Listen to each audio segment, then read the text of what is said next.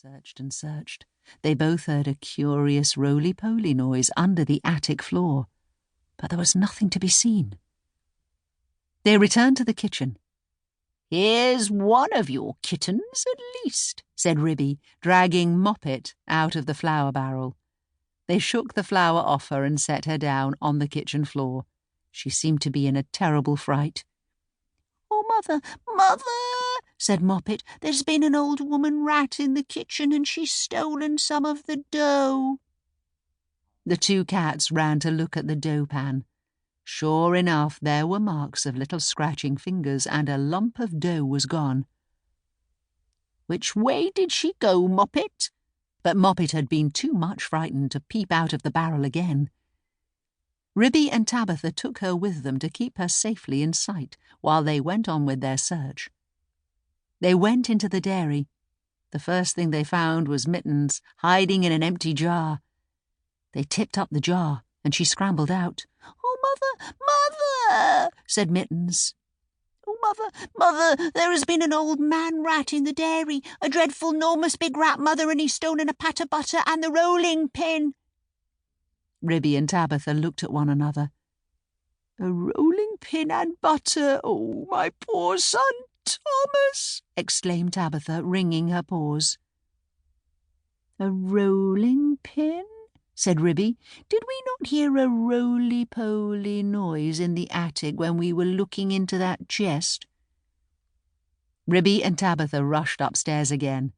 Sure enough, the roly-poly noise was still going on quite distinctly under the attic floor. "This is serious, Cousin Tabitha," said Ribby.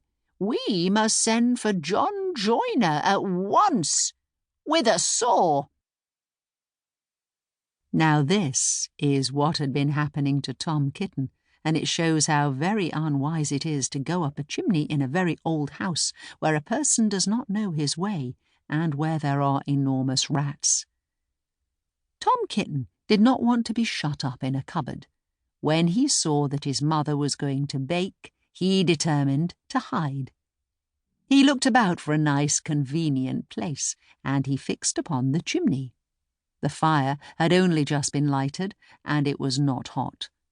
But there was a white, choky smoke from the green sticks. Tom Kitten got upon the fender and looked up. It was a big, old-fashioned fireplace.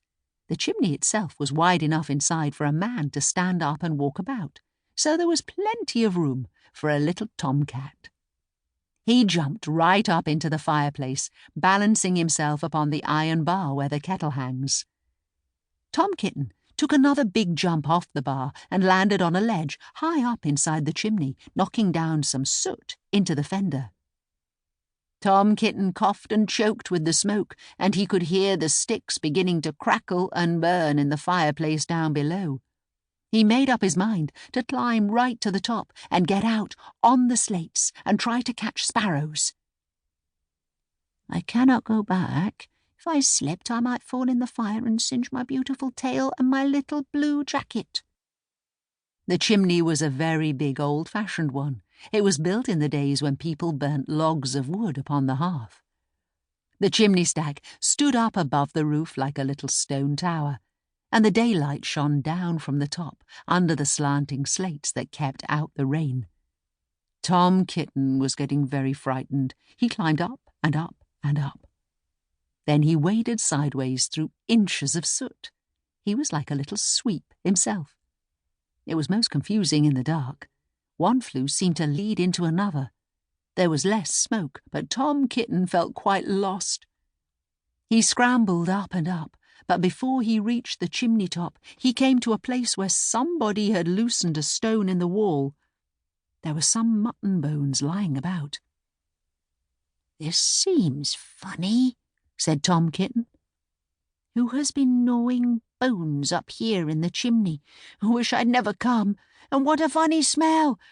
It is something like mouse, only dreadfully strong. It makes me sneeze," said Tom Kitten. He squeezed through the hole in the wall and dragged himself along a most uncomfortably tight passage where there was scarcely any light.